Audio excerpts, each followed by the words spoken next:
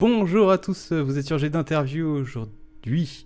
Nous parcourons une région mystérieuse accompagnée de Barto pour parler d'un nouveau jeu, les Vallées Exaltées, du contenu pour Donjons et Dragons 5. Pour cette vidéo, je suis allé demander à Xanatar lui-même de m'épauler, mais comme il était trop occupé à la place, il m'a fourni une de ses fidèles expertes, Mademoiselle Nam. Donc nous serons deux à interviewer Monsieur Barto. Si vous avez des questions également, n'hésitez pas à les poser dans le chat. Bonjour. Salut Barto, bonjour tout le monde. Bonjour tout le monde. Alors déjà pour commencer, parce que je pense que c'est un peu important, pour ceux qui ne te connaîtraient pas, est-ce que tu peux te présenter en quelques mots? Je suis concepteur de jeux, game designer de formation et grand passionné de jeux de rôle depuis plus d'une vingtaine d'années. Et effectivement, aujourd'hui, je passe un peu du jeu vidéo au jeu de rôle avec un premier projet sur Donjons et Dragons 5. Du coup, je suppose que tu n'es pas tout seul pour faire cela, tu as une équipe pour diriger, enfin pour t'occuper du jeu. Oui, tout à fait. Mais en fait, du côté du jeu vidéo, j'ai plein de contacts pour des graphistes, des experts dans tous les domaines, moi-même en conception de règles.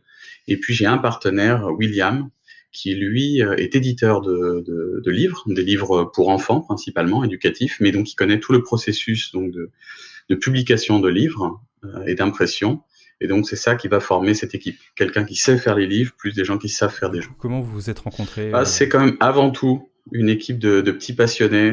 William, je le connais depuis, je sais rien, peut-être plus de 25 ans et c'est un peu comme ça d'ailleurs que le projet est né, puisque je lui fais jouer la campagne qui sera proposée donc dans le livre.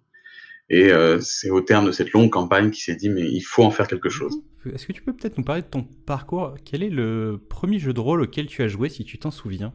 Ah oui, ça je m'en souviens. Alors c'était Innomine Satanis, Magna Veritas, donc un jeu peut-être un peu spécial. Je sais pas à quel point aujourd'hui il est connu. J'ai joué à ça pendant très longtemps, avant de me tourner vers Vampire Dark Age, un vrai coup de cœur. Et je n'ai jamais fait de mascarade, jamais. Et puis ensuite, bah là, c'était le début de la fin. J'ai dégringolé du Donjon et Dragons, il y a de tout, de tout. Ensuite de tout, dans tous les sens. Est-ce que du coup tu as l'air d'être un gros joueur de campagne? Tu préfères les campagnes ou les one-shots? Ah, je préfère les campagnes. Je préfère les campagnes puisque le plaisir d'avoir un personnage qui évolue quand on est joueur. Et puis, parce que je pense qu'en tant que maître du jeu, il y a un vrai plaisir à voir ces joueurs avancer, commencer à découvrir à ce moment où ils disent Eureka autour de la table et ils sont contents d'avoir trouvé quelque chose. Sur un one-shot, c'est possible aussi, mais c'est quand même beaucoup plus dur. Ça demande en tout cas un talent d'écriture extraordinaire en quelques heures de faire avancer toute une enquête. Tu préfères jouer ou maîtriser? Ah bah, comme tous les maîtres du jeu, j'ai la malédiction, je préfère jouer et je masterise. Pour toi, libre à toi d'interpréter la question, quelle est la meilleure chose à propos du jeu de rôle? La seule, l'unique, qu'est-ce qui fait que le jeu de rôle c'est bien? La créativité, le plaisir de pouvoir être créatif. Je pense qu'on a tous ressenti ça quand on fait du jeu vidéo. Je fais du jeu vidéo et j'en produis. Et je pense que ce moment où tu dis, mais attends, mais tu m'as pas parlé d'un baril qui était accroché à ça, et si je mets la corde, alors je suis attaché. Et le maître du jeu dit, c'est brillant. Et on part sur une scène qui aurait pas pu être faite, qui n'aurait pas pu être scriptée à l'avance. Tout le monde peut se faire plaisir dans tous les domaines. Je dirais créativité. J'ai quand même jeté un coup d'œil sur le scénario que tu vas proposer pour la découverte du jeu. J'ai constaté qu'il y avait énormément d'aides visuelles, des cartes, etc. Est-ce que les aides de jeu, c'est quelque chose que tu apprécies? Est-ce que tu en as peut-être même des aides de jeu signature qui te plaisent plus que d'autres? Ben, pour répondre à cette question, ça obligerait peut-être de rentrer, donc tu m'arrêtes si ça va trop dans le détail, mais de rentrer un petit peu dans la façon dont j'ai pensé le livre, et donc du coup le scénario d'introduction. Et souvent, quand je vois du contenu qui est proposé, c'est extrêmement sec, c'est-à-dire qu'on va te dire la situation de départ, les PNJ, les stats des monstres, on rentre tout de suite dans du concret. Et j'avais envie de proposer un contenu où je commence, moi, en tant qu'auteur, à parler au maître du jeu. Juste un dialogue. Voilà ce que je compte faire. Voilà ce que je compte faire vivre aux joueurs. Voilà ce qui va se passer après quand tu vas regarder le contenu. Et je pense que cette approche, elle est plus pratique s'il y a énormément de contenu visuel, donc comme tu le mentionnais, des cartes, des choses comme ça, pour vraiment pouvoir transmettre d'abord mon intention narrative, pour qu'ensuite, derrière, le lecteur, le maître du jeu, se soit approprié l'histoire. Derrière, il n'a pas vraiment les stats où il veut remplacer un monstre par un autre. il n'y a plus de problème puisqu'on s'est mis d'accord sur ce qu'on voulait faire vivre aux joueurs.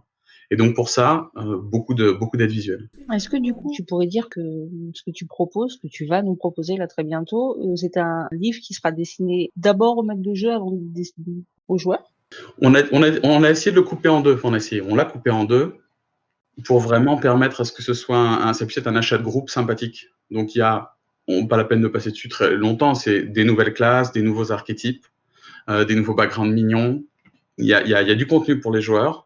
Je dirais que ça fait la moitié du livre. Et ensuite, la campagne, la grosse campagne. Et là, effectivement, c'est que pour le maître de jeu. Et je vais rester modeste parce que je pense que la partie avec les nouveaux archétypes, les nouvelles classes, alors c'est le cœur de mon métier, concevoir des règles, des systèmes. Donc, a priori, ça devrait être solide. Mais je veux dire, il y a beaucoup de contenu là-dessus. Mais c'est vrai que le bouquin, il y a quand même une partie vraiment pour le maître de jeu. Mais même là, non, je pense que c'est quand même pour tout le monde parce que donc on en parlera après, mais cette région elle est un peu spéciale. Et au final, même si c'est pour le maître du jeu, c'est finalement pour les joueurs qui vont découvrir donc cette région. Bah, Donc du écoute, coup, question floue, réponse floue. Ouais, Pardon. d'accord. Bah écoute, pour nous aider peut-être mieux à comprendre, est-ce que tu veux nous présenter l'univers justement? Est-ce que tu veux nous expliquer les vallées exaltées? Qu'est-ce que c'est? De quoi tu parles? C'est une région. Nous, on n'a pas décrit exactement où elle se situait. Le maître du jeu est libre selon son univers, selon combien il a envie de la rattacher. Pour nous, c'est une péninsule, donc elle peut être. C'est un comptoir de commerce lointain, et puis hop, on va le placer loin de l'endroit où nos joueurs jouent d'habitude. Ça peut être sur un demi-plan à part, où on se rend de façon un peu plus mystérieuse. Alors donc, qu'est-ce qui se passe dans cette région, les vallées exaltées? Il y a eu un phénomène mystique très étrange qui s'est produit, et du coup, tout ce qui est mystique et magique est beaucoup plus intense, beaucoup plus présent dans la vie quotidienne. Et surtout, des phénomènes vraiment entre surnaturels, mais vraiment, vraiment étranges. Et les joueurs, dans cet univers, vont rencontrer. Alors, par contre, c'est local. C'est un petit peu ça l'idée, c'est qu'il y a plein de choses étranges localement, et quand les joueurs vont se promener dans ces régions, ils vont tomber sur des choses extraordinaires. Voilà. Alors, on rentrera après plus tard dans les détails, dans des exemples. C'est comme ça. Du coup, est-ce que tu nous proposes un univers à secret? Alors, ça peut être les deux, mais c'est plus. Il y a une approche que moi là qui m'intéressait dans ma démarche, c'était qu'est-ce qui se passe si le mystique il est là au quotidien. Si je puis dire, dans la D&D 5e, tout le monde ne le joue pas pareil, mais les dieux existent, ce qui est quand même assez extraordinaire. Des magies surpuissantes existent, et pourtant à la taverne du coin, je mange un petit poulet, je me commande une bière. On le sent pas forcément très bien sur le quotidien. Et là, c'était aussi l'idée, c'était de dire qu'est-ce qui se passe. La question, c'est qu'est-ce qui se passe si le mystique est là tous les jours, partout, tout le temps, vraiment mêlé à la société. Comment ça la change? Et je vais donner juste un petit exemple. Il y a une ville qui s'appelle Lucane où les capacités de divination sont tellement. Il y a une espèce d'énergie qui circule entre les gens, tellement que tout le monde devient un peu oracle. Mais à quel niveau? Pas forcément au même. Et donc, il y a un petit fabricant que les aventuriers connaissent bien, qui travaille dans un petit marché dans la basse ville. Et lui, sa divination, il l'utilise d'une façon étrange. Il fabrique des petites boîtes en bois. Et au moment de la terminer, avec sa divination, il essaie de sentir quand le client va l'ouvrir. Qu'est-ce qui se passe quand il va l'ouvrir? Il arrive à sentir ce dont il a besoin. Il va dans son atelier, il prend l'objet dont il a besoin, il le met dans la boîte et il scelle la boîte. C'est-à-dire que tu as une petite boîte et toi, tu sais pas ce qu'il y a dedans, mais le jour où tu vas l'ouvrir, comme il y aura eu une divination qui a été faite dessus, eh bien, il y a exactement ce dont tu avais besoin. Donc, c'est pas l'oracle qui va te dire, voilà, le royaume va s'effondrer, je connais ton avenir pendant 1000 ans. Non, c'est vraiment un petit truc tout simple. Voilà, lui, il fabrique juste ses petites boîtes. C'est le genre de petit détail qui vient donner une couleur particulière à ce côté. Le mystique est partout autour de nous. Tu emploies le mot mystique. Du coup, est-ce qu'il y a une part de divin aussi, ou on est dans quelque chose de ésotérique plutôt?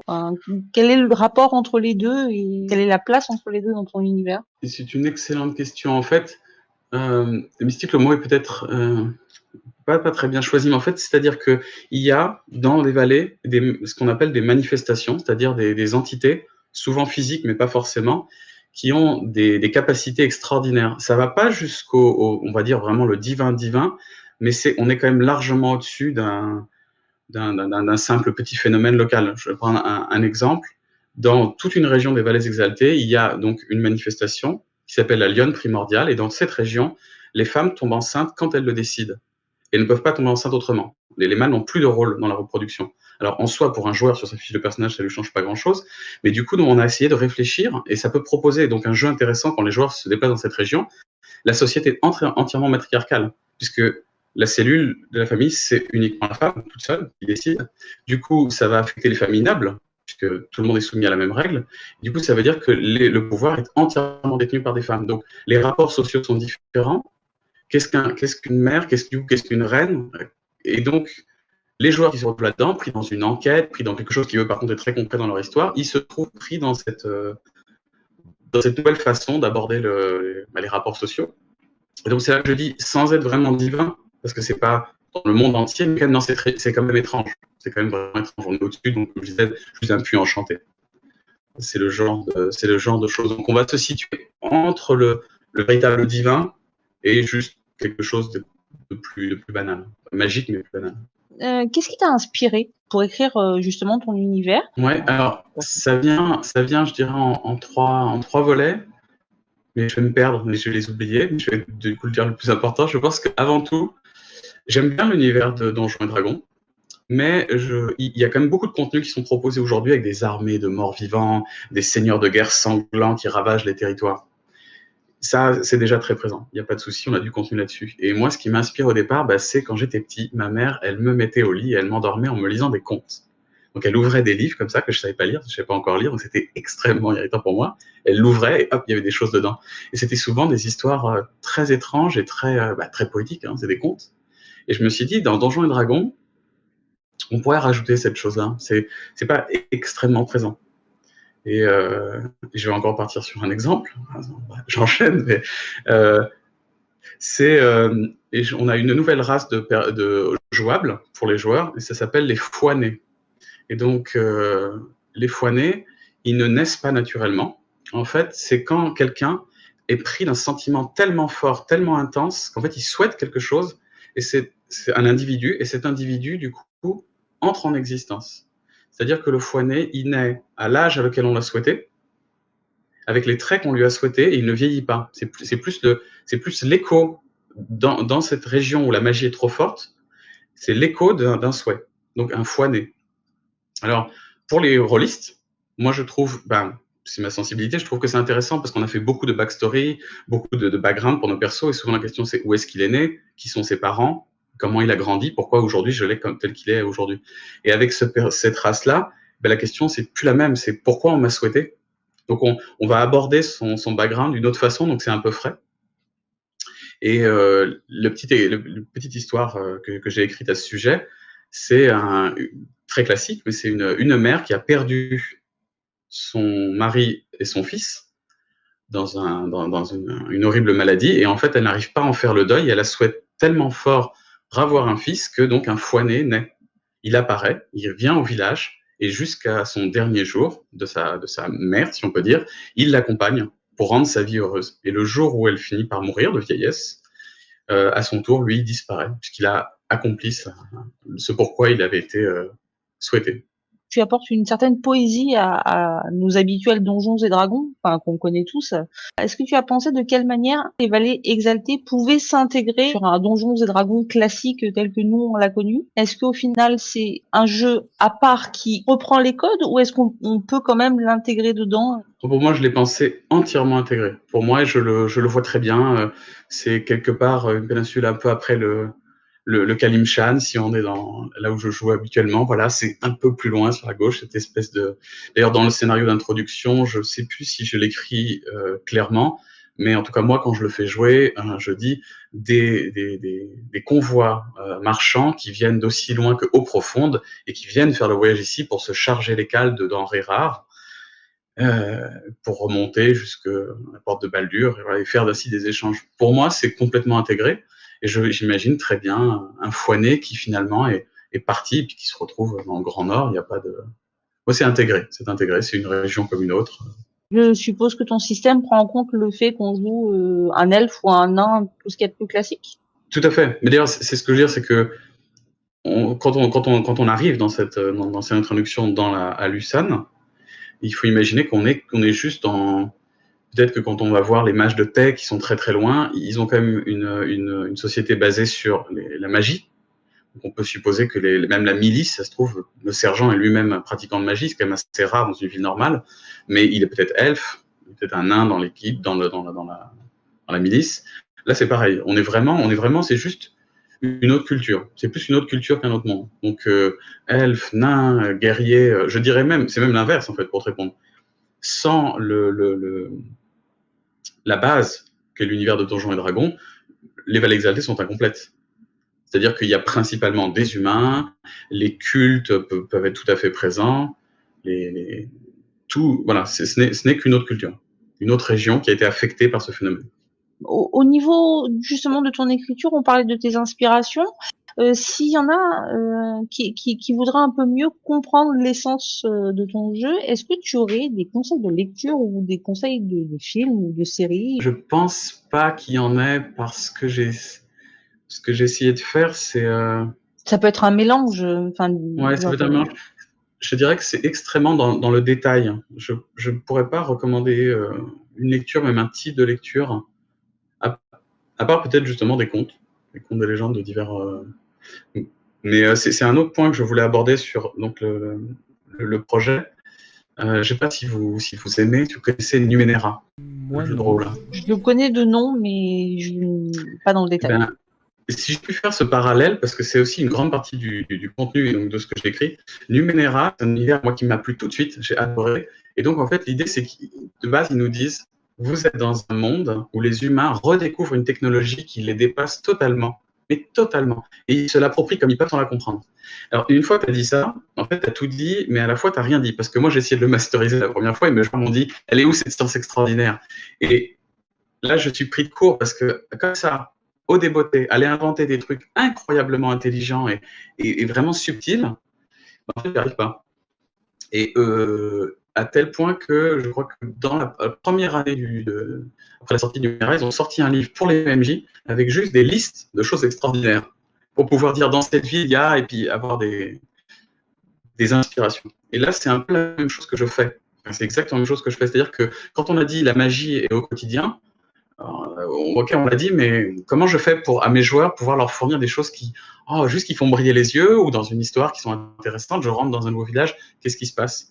Et donc, le livre contient énormément de matériel pour permettre aux MJ de rendre brillants les différents endroits qu'on visite, avec justement des listes d'idées. Et là, pour te répondre, du coup, c'est des idées qui sont à petite échelle. C'est par exemple une ville dans laquelle il y a une espèce de grands coquillages qui tout le temps déversent de la nourriture, tout le temps, sans limite. Et plus on s'approche et qu'on pense à une nourriture, ben, cette nourriture-là sort. Donc cette ville, ben, ça change les choses. Pas besoin de paysans, pas besoin de gens qu'on tue à la tâche pour sortir 3 pommes de terre. Donc voilà, donc ça c'est. Mais précisément, qu'est-ce que ça veut dire? Qu'est-ce que ça fait? Comment les guildes se sont organisées autour de ça? Des convois de marchandises qui partent, du coup, parce qu'il y a de la nourriture en trop. Et donc tous ces petits détails, ils viennent donner vie aux vallées, mais du coup, j'ai pas un conseil de lecture parce que ça vient pas d'un endroit, c'est que je vais piocher partout où je peux, mais des idées, et c'est très éparpillé. Au final, j'ai l'impression que tu nous donneras du coup des outils pour créer cet univers par ces petits détails, c'est ça, si j'ai bien compris? Oui, c'est ça, parce que j'espère que à travers chacun de ces choses étranges que rencontrent les joueurs, du coup, il va falloir réagir, s'adapter.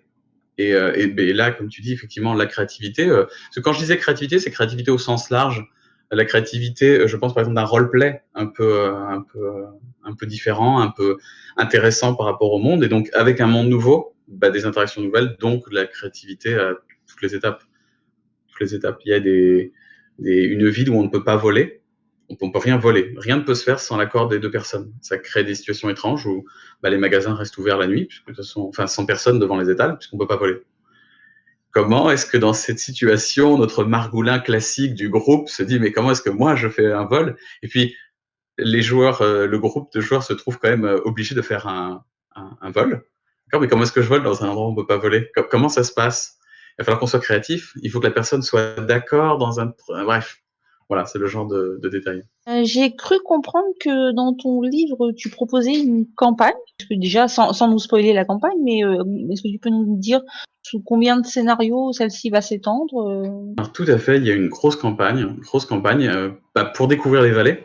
déjà, puisqu'on va passer, c'est une campagne où on se promène beaucoup. Rapidement, elle commence au niveau 1, 2, je ne sais pas encore exactement, elle monte jusqu'au niveau 16. C'est vraiment une très très très grosse campagne. La durée, c'est assez difficile, évidemment, ça dépend du nombre de séances par semaine.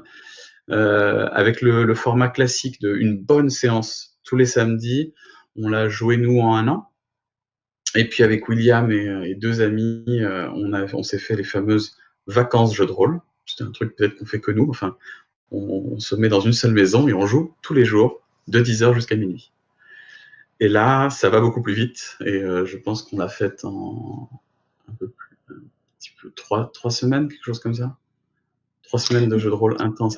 Du coup, ça me semble être un gros morceau. Elle permet de jouer, on va dire, pendant approximativement 1 an. Ça a été un moyen pour toi de présenter ton univers de façon moins chapitrée, comme on pourrait avoir l'habitude d'avoir sur un autre type de jeu de rôle où il va y avoir les régions, la politique, l'action. Est-ce qu'on découvre ton univers au travers de la campagne? Alors, je dirais, on va pas se mentir, oui et oui et non, mais pas complètement. C'est-à-dire que cette campagne, ça fait 4 fois que je la fais jouer, donc elle est vraiment très solide.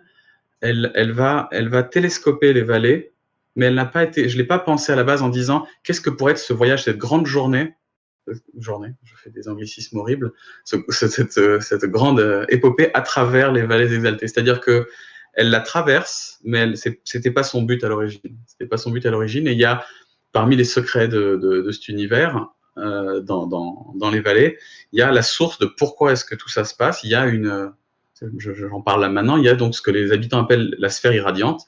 Il y a une sphère de quelques kilomètres de diamètre qui est tombée et qui est quelque part au loin dans les vallées. Et elle est irradiante et on ne peut pas s'en approcher, sauf quelques illuminés qui ont réussi à s'en approcher un peu, dont une classe de perso justement, qui est revenue de là, mais à moitié folle. Et donc, par exemple, ça, il y a des réponses. Qu'est-ce que c'est? Pourquoi? Et la campagne passe à côté, mais c'est pas pour répondre à ta question, non, je l'ai pensé avant, différemment, et on a un aperçu, comme si on était en bateau et qu'on voyait au loin les baleines, mais on ne plonge pas. Ok, bah écoute, tu réponds sans qu'on te pose la question à une question du chat qui nous a été posée par Philos Pilgrim et justement qui te demandait y a-t-il une origine précisée à ces phénomènes magiques ou bien le maître de jeu est-il invité à forger sa propre explication? Peut-être même est-ce que cette question est appelée à ne pas avoir de réponse? Tu Alors, viens de nous révéler un petit, à moins que tu veuilles oui, rajouter quelque chose à sa question. Non, je rajouterais que ça reste, c'est comme c'est vraiment ce qui fait toute la raison des vallées. C'est pas une simple réponse, et il y a quand même une possibilité pour le maître du jeu de moduler un petit peu comme comment il le voit, puisque de toute façon, ça sera pas, il n'y a pas juste une porte à l'air de la sphère et ah d'accord, c'était comme ça et je referme. Donc ça reste quand même très, très mystique. Ceci dit, je n'aime pas trop, moi, les univers qui ont l'air de poser des choses extraordinaires et puis au final, il n'y a jamais la réponse. Je trouve que c'est pas très honnête de la part d'un auteur de pas donner des réponses aux trucs extraordinaires qu'il présente. Donc il y en a qui sont réservés au maître du jeu. Mais l'autre chose, c'est qu'il n'y a aucun problème à vivre longtemps, plein d'aventures pour les joueurs sans avoir la réponse. C'est-à-dire que c'est comme, voilà, il y a cette sphère irradiante là, derrière les grandes steppes.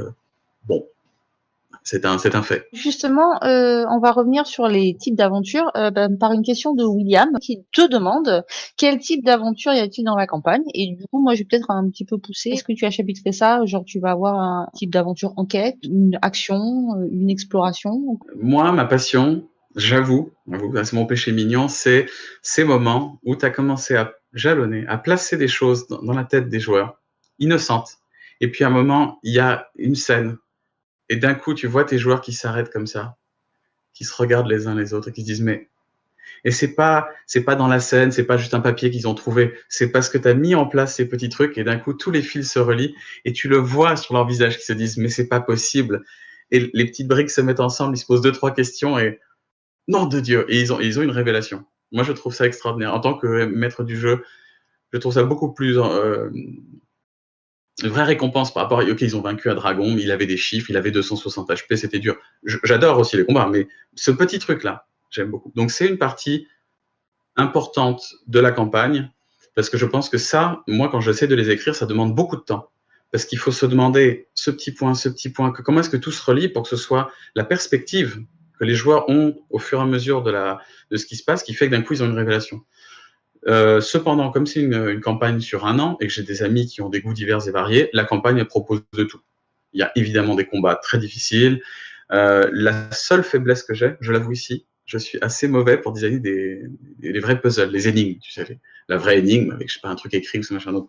C'est peut-être l'endroit où je pêche, je vais voir si je peux. Mais sinon, on a vraiment une large variété avec quand même un accent qui est mis sur cette partie où les joueurs ont juste à suivre ce qui se passe et puis en restant quand même un peu aware, comme on dit, et puis de temps en temps avoir ces révélations. Tu disais que tu as fait déjà jouer la campagne un certain nombre de fois.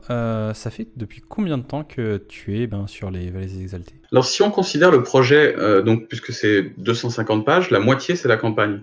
Donc pour la partie de la campagne, ça fait plus de 2 ans. Donc, et comme c'est une partie du livre, on peut dire que ça fait 2 ans que ça a commencé. L'année dernière, donc, avec mes collaborateurs, on se dit il faut en faire quelque chose. Et c'est là que ça prend une ampleur plus grande. On pense au reste du contenu et ça fait à peu près 1 an qu'on fait aussi de l'autre partie du contenu et qu'on revient sur la campagne. Et aussi que la campagne a été distribuée à des playtesters. D'ailleurs, là, encore une fois, c'est le bonheur du jeu de rôle. Une communauté qui est prête à aider, c'est assez extraordinaire. Je l'ai envoyé à des gens qui ont joué, alors que des gens sur des forums qui m'ont dit on est prêt à donner un coup de patte. Donc ça fait 1 an, je dirais, qu'on est vraiment à plein régime et qu'on travaille, qu'on fait des allers-retours, qu'on jette le matériel qui marche pas, principalement sur les archétypes, les choses comme ça. Donc voilà, 2 ans en tout, 1 an vraiment à grand régime. J'ai vu aussi un petit peu dans ce qu'on m'a présenté qu'il y avait en dehors du fait ce côté mystique, très magique, il y avait l'air également d'avoir une certaine présence de la technologie plus avancée que ce qu'on pourrait trouver généralement dans du Donjons et Dragons. Oui, mais alors, oui, mais ce n'est c'était ce petit côté, je mets une petite pointe d'une cerise rouge sur mon gâteau blanc. C'est vrai que il a tourné, il y a beaucoup de playtesters qui ont pu le jouer. Donc effectivement, il y a une classe de personnage qui s'appelle le mécaniste et qui utilise une source d'énergie qu'il ne comprend pas très bien pour essayer de produire des effets. Cependant, c'est censé être dans une partie reculée des Vallées Exaltées, ces premiers individus qui ont découvert ça, c'est pas de la technologie au sens où ils peuvent pas industrialiser la société, par exemple, parce qu'ils trouvent ces espèces de cellules d'énergie, ils arrivent à faire fonctionner quelque chose avec, mais comme c'est pas de leur fait, ils savent pas comment la générer, ça ne sera jamais, c'est pas la société qui va évoluer vers plus de technologie. Et ils sont très rares. Alors évidemment, les PJ peuvent les jouer, mais on n'en rencontrera quasiment jamais dans les villes. Et leur influence est très très légère. Mais effectivement, ils ont fait le buzz, si je puis dire, parce qu'on s'est amusé. Je pense que la classe est très intéressante et surtout très étrange, très dur à jouer. Je le dis, voilà, parce que on l'a pas présenté, mais je le dis quand même, ils sont capables d'essayer de prendre des objets et de les réduire au point de les mettre dans des espèces de petits décaèdres. Et quand ils appuient dessus, ça reprend sa taille originale. Et comme il leur faut plus de 10 minutes pour le faire, c'est pas à la volée que ça se passe. Donc le joueur, il va dire au MJ, le matin ou la veille, peu importe, il se trimballe avec. Ce qui fait que c'est ça qui me fait sourire, c'est que c'est jamais adapté à la situation, puisqu'il l'avait pas prévu. Donc on se retrouve avec des situations qui sont toujours un petit peu croquignolesques parce qu'il va sortir des trucs qui n'ont aucun rapport et puis qui essayent d'adapter à la situation. Donc c'est un peu, c'est assez amusant. C'est assez amusant parce que ça fait toujours des trucs un peu incongrus.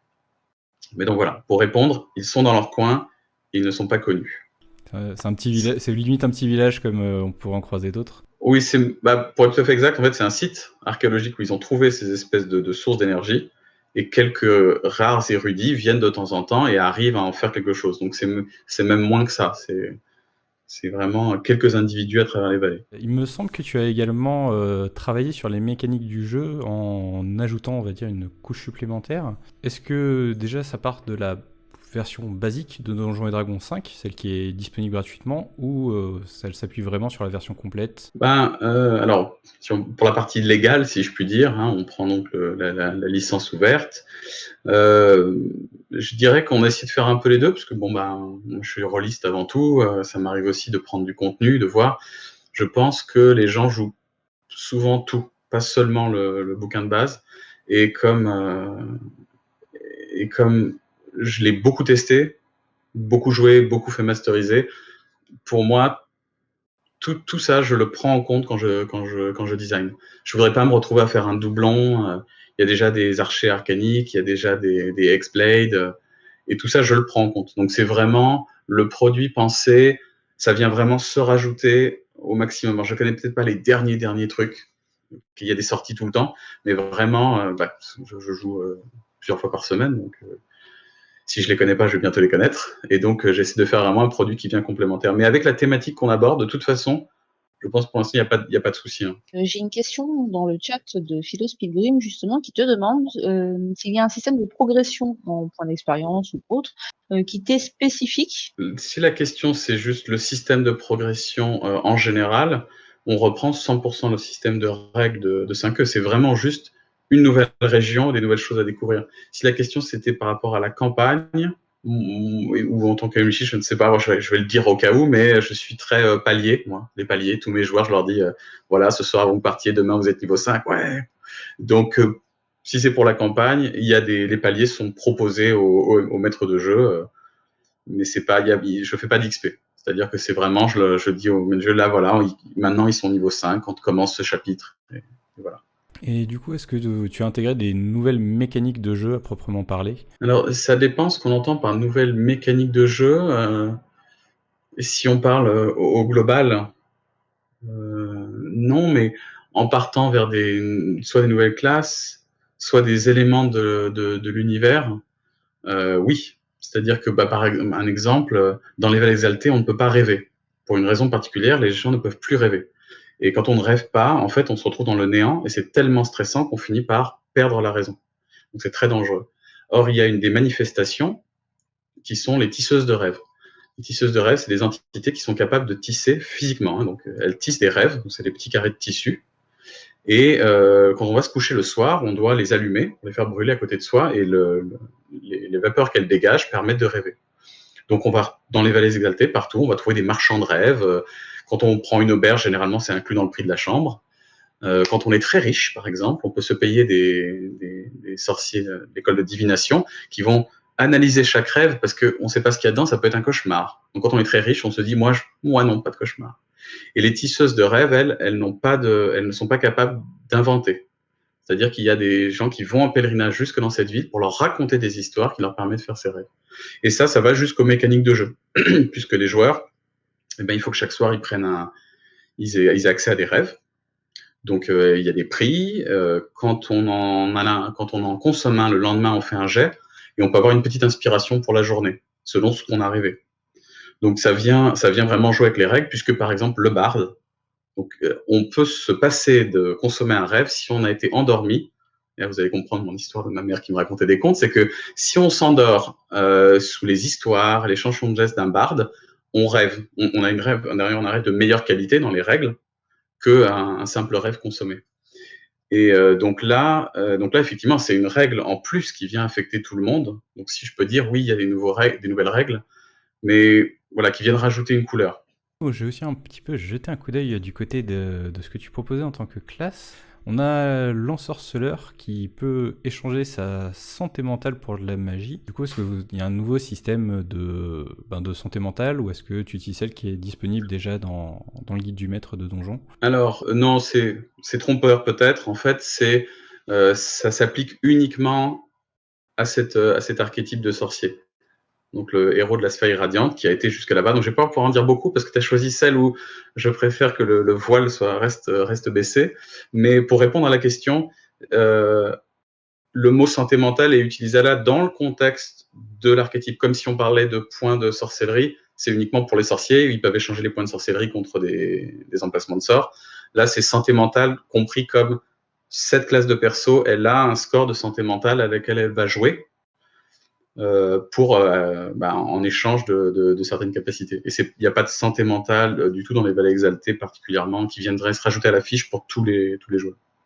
D'ailleurs, si je puis dire, au global, on peut venir en pleine aventure dans les vallées exaltées. Moi, je rejoins le groupe. J'ai mon personnage qui a déjà eu plein d'aventures. Il est niveau 5. C'est un elfe noir, moine voix de l'ombre. Et puis, on me dit, viens. Et j'arrive aux vallées exaltées. Je n'ai rien à changer dans ma fiche. C'est vraiment, il n'y a pas de règles. En tout cas, si on parle donc de règles globales, il n'y en a pas. J'ai ma fiche, le groupe me dit bienvenue, le maître du jeu me dit tu viens d'arriver aux portes, tes amis te réceptionnent, ils avaient besoin de toi pour une expertise, on prend les chevaux et on part à travers les vallées exaltées. J'ai rien à rajouter. Il n'y a pas une. Par exemple, effectivement, il n'y a pas maintenant, il faut que tu notes ta santé mentale, c'est calculé comme ci, comme ça. Non. Ma fiche, elle est déjà prête. Enfin, du coup, c'est un ressenti que j'ai par rapport à tout ce que tu viens de me dire. Je repense à tous ces vieux briscards qui n'ont pas voulu faire le passage à la version 5 et qui jouent toujours en 3.5. Je trouve que, enfin, j'ai l'impression que ce n'est pas handicapant pour jouer dans les vallées exaltées. Et vu qu'au final, tu as l'air d'apporter un setup où tu penses quand même que vaut mieux jouer en V5. Alors, la réponse, c'est aucun souci. Effectivement, en fait, pour être tout à fait exact, je pense même, et ce sera dans l'introduction du livre, on va peut-être communiquer dessus, je pense, pour moi, c'est parfaitement jouable, même en dehors de AD&D. C'est-à-dire qu'effectivement, la partie qui va considérer les classes et les archétypes, bon, oui, ça là, c'est sûr, c'est fait pour 5e. Mais pour un maître du jeu et pour l'expérience qu'il veut produire ou pour l'aide que ça peut lui apporter, je dirais tout l'essentiel de ces choses que j'ai racontées, de ces villes étranges, de ces phénomènes particuliers, ou la campagne elle-même sur sa partie enquête, les règles n'ont pas vraiment d'importance. Une ville, là, qu'on est vraiment en train de faire passer plus en détail, puis on a un artiste qui travaille dessus, il y a une manifestation qui est en fait composée d'une myriade de papillons blancs qui viennent se coller sur les gens quand ils portent des armes, ou quelque chose qui peut tuer.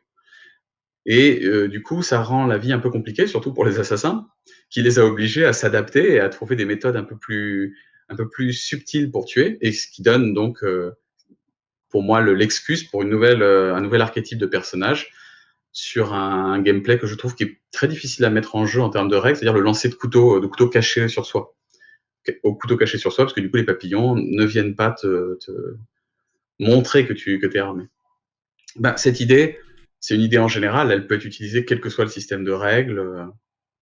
Voilà, c'est ça. N'importe quel setting de medieval fantasy peut utiliser sans problème, je dirais, au moins 80% du contenu du livre.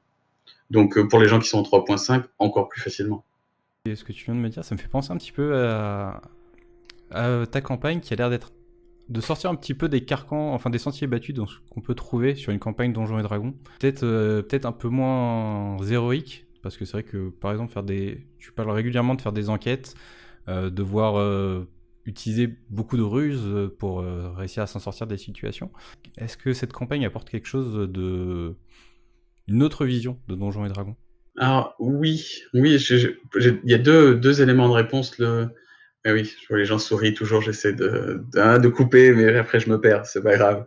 Alors, je dirais d'abord oui, parce que en tant qu'auteur, quand on va penser son histoire, le héros, il est censé souffrir. C'est le protagoniste. Il a des obstacles à franchir. Plus il a une posture héroïque, plus il faut que ce qui est en face de lui soit immense. Et ça peut commencer à faire une espèce de surenchère un peu difficile. Et j'aime bien, moi, je pense qu'on aime tous le héros qu'on souffle, le héros qui se fait jeter en prison comme un malpropre et qui va quand même s'en sortir. Il y a quelque chose d'assez agréable. Je pense, c'est peut-être pas du goût de tous les joueurs, mais je pense que c'est pas forcément désagréable d'être un peu pris dans la boue, de lutter pour des choses pas forcément épiques, héroïques comme tu dis, mais de s'en sortir quand même. Ça c'est le premier point. Donc c'est vrai qu'il y a toute une partie de l'aventure. Évidemment, on termine niveau 16, il y a un moment où on devient épique, et il y a un moment où c'est héroïque. On va pas se mentir sur la fin, mais donc il y a toute cette longue chose où c'est effectivement des enquêtes, des trucs plus terre à terre. Et le deuxième élément de réponse, c'est j'ai beaucoup regardé sur le courant de cette année le contenu qui est déjà proposé, et je voulais surtout offrir quelque chose de différent. Et il y a déjà beaucoup de contenu épique, surtout dans les produits officiels Wizard of the Coast. C'est vrai qu'on est quand même souvent sur des trucs un peu voilà, il y a du contenu. Je ne veux pas faire compétition avec eux. S'il faut aller tuer Tiamat, ils iront la tuer ailleurs. Et puis nous ici, on fait des trucs un peu plus poétiques et un peu plus petite ampleur. Du coup, dans ton écriture, quelle a été l'étape la plus difficile pour toi? Ma réponse a beaucoup changé depuis les 6 derniers mois. Et même si avant, j'aurais pu dire que c'était la finesse. Jusqu'à présent, je pensais que c'était la finesse avec laquelle on place des éléments pour que ça soit pas évident pour les joueurs. Ce fameux, au moment où ils disent Eureka, plus on a caché la nature réelle des indices, plus c'est beau. Et puis finalement, je laisse tomber cette réponse, et la vraie réponse, c'est pour l'instant, le vrai défi d'écriture que j'ai. Et c'est normal, puisque finalement, c'est ma formation m'aide beaucoup, mais c'est quand même quelque chose de difficile à faire, c'est de parfaitement transmettre ce que je souhaite faire vivre, mon idée, mon intention au lecteur. Et je peux dire que j'ai des chapitres qui ont triplé de volume. Au départ, on était sur du 150 pages, 200 pages, et là, on estime qu'on est à 250. C'est pas grave, on va mettre ce qu'il faut mettre. Donc là, le vrai défi, je dirais, j'ai des retours, j'ai des gens des gens qui testent la campagne, soit j'assiste, soit ils me font des retours, et je m'aperçois que c'est pas assez bien passé, et donc je mets encore plus d'efforts là-dedans pour que le maître du jeu ait vraiment une grande facilité à s'approprier le matériel. Et donc ça, c'est plus dur que ce que je pensais. Du coup, je me pose la question de savoir à partir de quel moment tu t'es dit, bon, voilà, j'ai créé mon univers, ma conception, enfin, j'y apporte une petite touche, etc. À partir de quel moment tu t'es dit, je fais jouer ça à mes potes et on s'amuse bien et c'est fun, ça et tout, et je deviens un professionnel du jeu de rôle? En fait, ça remonte à très loin, parce que si on a pu faire beaucoup de contenu assez vite, c'est parce qu'en fait, il y a, je dirais 4-5 ans, j'avais une période un peu dans ma carrière où les projets marchaient bien, ce qui est très rare en jeu vidéo. Ça marchait bien, donc j'avais mes après-midi et mes soirées à peu près correctes. Et je me suis dit, je voudrais faire mon propre jeu de rôle. Donc j'ai utilisé mes méthodes de travail habituelles, j'ai commencé à créer mes documents et rentrer plein d'idées. Et puis après, ça commençait à aller mal, et il fallait travailler d'arrache-pied dans le jeu vidéo, donc. Et puis je l'ai mis un peu de côté. Et quand on a commencé à discuter cette campagne, on s'est dit, une campagne toute seule dans un livre, il faut un peu plus, il faut un contenu, il faut un univers.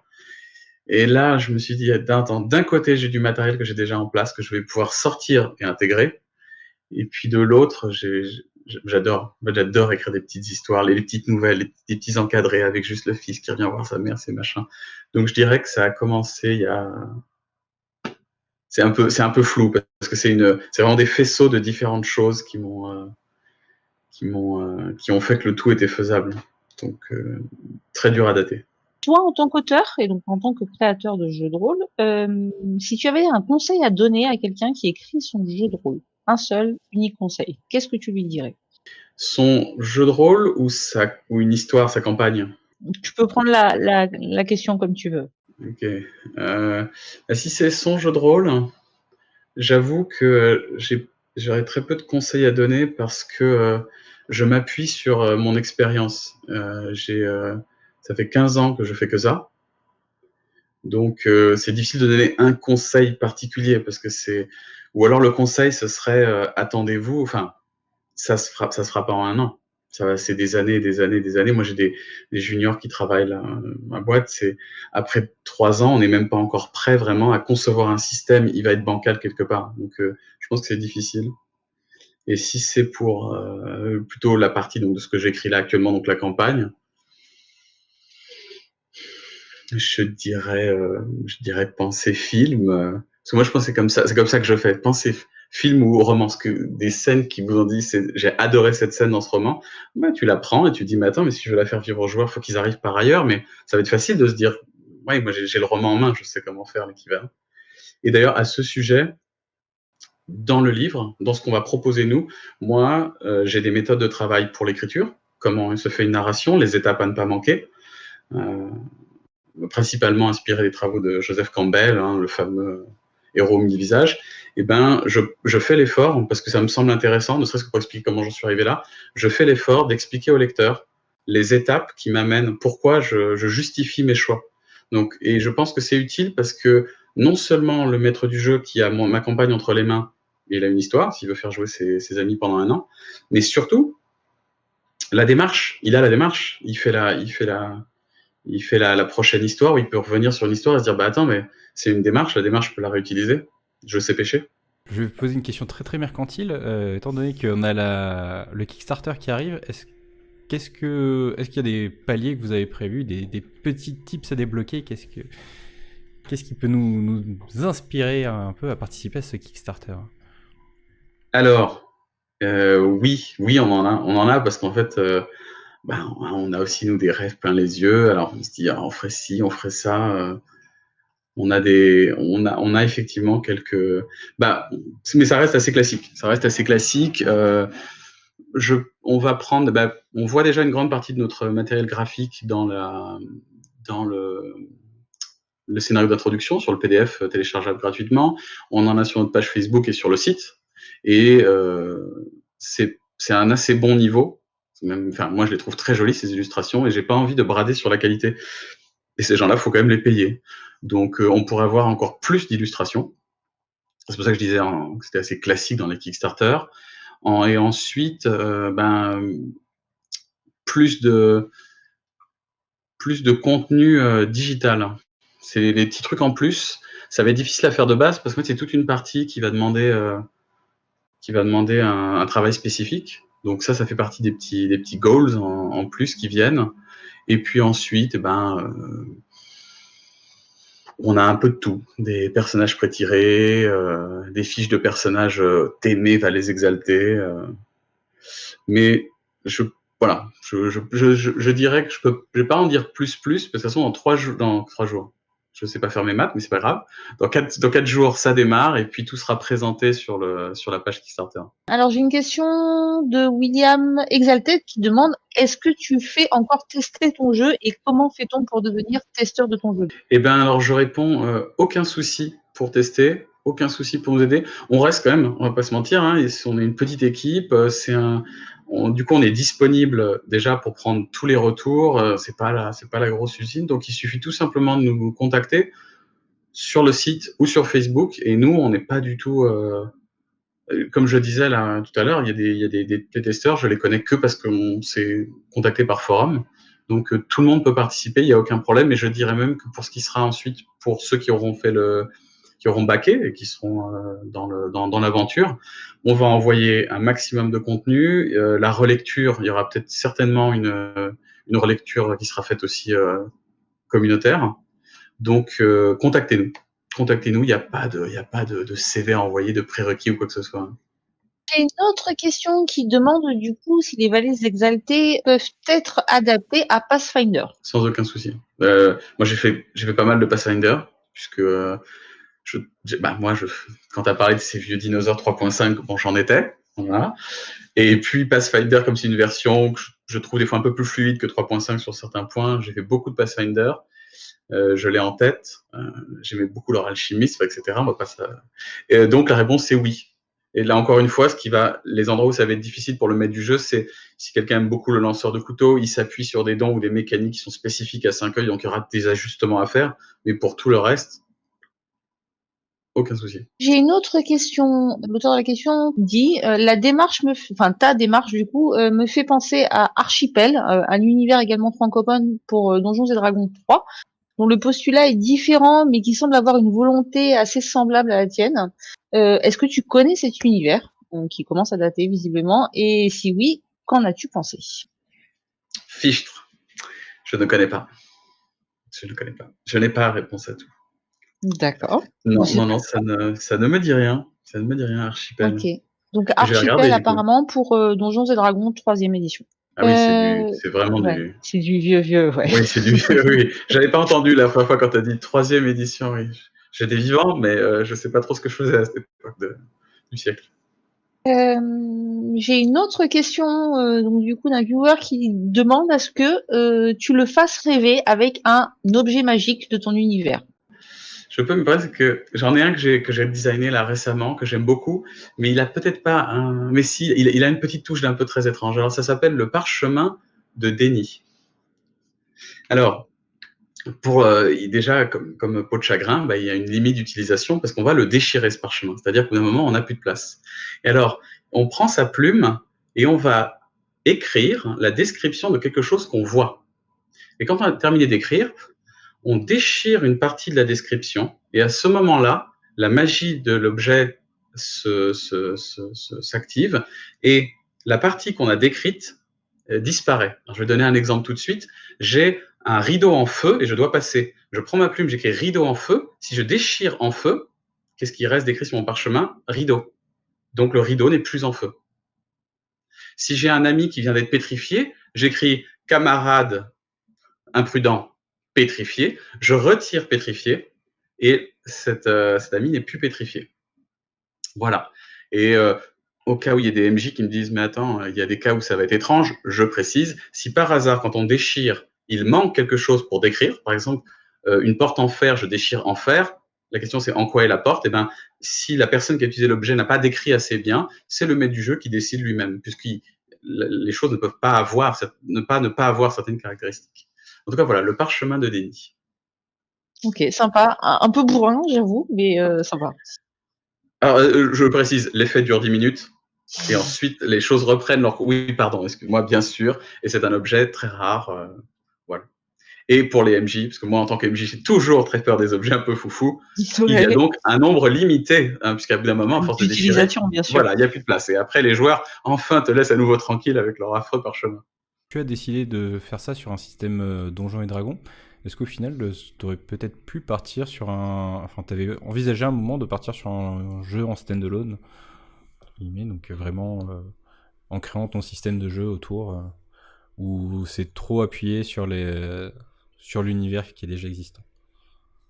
Ben, c'est une excellente question, et je dirais que la réponse est tout simplement l'expérience que j'ai, monter des projets de jeux vidéo, mais aussi d'écriture, c'est tout simplement le périmètre de travail. On aurait pu se dire, notre premier Kickstarter, c'est notre propre jeu de rôle. Mais c'est extrêmement ambitieux. Et on préfère réussir, pas se casser la gueule, fournir quelque chose d'efficace. Et donc, en fait, la question, elle s'est posée à nous comme ça, on fait le nôtre. Voilà, parce que je leur ai dit, moi, j'ai du matériel, j'ai commencé à imaginer mon univers. Ok, mais attends, c'est quand même clairement autre chose. Donc, on s'est dit, il y a la licence ouverte de Donjons et Dragons. C'est quelque chose que tout le monde aime bien. En plus, Donjons et Dragons, c'est malléable. Il y en a qui le jouent porte-monstre trésor, mais on peut très bien, justement, comme ce qu'on propose là, du mystique, je suis sûr que ça parle à beaucoup de monde. Donc voilà, on réduit la taille du projet. Et puis peut-être qu'à terme, le premier Kickstarter marche très bien, que l'équipe est super motivée, qu'il y a plein de gens qui adorent, et peut-être qu'on évoluera vers autre chose. Mais en tout cas, la réponse est tout simplement modestie et pas mâcher plus que ce qu'on peut avaler. Vu que tu dis que tu avais quand même d'autres projets, c'est donc le premier jeu de rôle vraiment entièrement abouti que tu proposes. T'en avais peut-être d'autres où tu as été tenté de faire la même chose, ou c'est lui vraiment qui t'a tenu à cœur depuis des années et qui fait que c'est celui-là que tu veux proposer? Non, j'en avais pas vraiment d'autres. J'en avais pas vraiment d'autres parce qu'en fait, avant, c'est plus en tant que concepteur de jeu, je joue, et puis à un moment, j'ai des frustrations. Je me dis, ah, mais ça, cette mécanique, qu'est-ce qui nous embête? Ils auraient dû faire comme ci, comme ci, comme ça. Ça ralentit le jeu alors que ça fluidifie le jeu. Et du coup, je prends des notes. Je prends des notes, des formations professionnelles en train de jouer. Je prends des notes, je dis, non, ça devrait être plutôt un avantage plutôt que plus ça en maths, c'est chiant à faire. Et du coup, ça me faisait des notes, du matériel, mais il y avait rien de défini en fait. Donc, c'est ce projet qui était le premier qui a vraiment pris forme, et je me suis dit, on fait les vallées exaltées, on met du mystique partout. C'est le premier. En tout cas, je pense avoir compris là où tu voulais en venir. Et puis, ça m'a permis, étant donné que j'ai, du coup, le scénario d'initiation que tu proposes, j'ai eu la chance de le lire. Tu ne me dis rien. Mais je comprends un petit peu mieux où tu veux en venir. Et du coup, je pense que ma manière de le jouer sera peut-être un peu différente.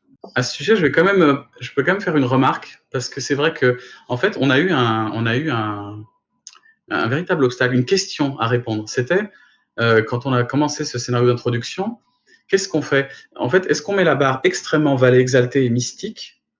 Mais on s'est dit, on risque de perdre une partie des lecteurs ou des maîtres de jeu, parce que c'est vraiment très spécial. Ou est-ce qu'au contraire, on fait une introduction un peu classique avec une touche subtile, peut-être que tu vois à quoi je fais référence, qui vient comme ça en filigrane dire, ah, il y a quelque chose qui brille au bout du couloir. Et en fait, au final, on a pris la décision, et c'est pour ça que peut-être parmi les viewers, il y en a qui vont le lire, ce PDF, et qui vont dire, par rapport à ce qu'il a raconté, c'est peut-être pas complètement exactement ça. C'est parce qu'en fait, on s'est dit, au final, on fait quelque chose d'introduction, on va pas quand même, c'est censé être une aventure qui se joue en 4 heures, soit on va pas y arriver vraiment à véhiculer tout ce qui a le goût de notre univers, soit ça va perdre les gens. Donc je précise quand même pour ceux qui vont aller le lire, c'est vraiment qu'une introduction. On s'approche de l'univers, mais c'est pas à pleine puissance. Donc voilà, qu'ils se disent pas, mais il a raconté des trucs fous, et puis là c'est beaucoup plus calme, c'est normal, ça vient à la fin, et puis même dans la suite de l'aventure. Mais je trouve que du coup, c'est un bon teasing qui vient à vouloir en savoir plus et qui nous invite à lire ton livre. Alors moi j'ai une nouvelle question complètement hors sujet. Ah.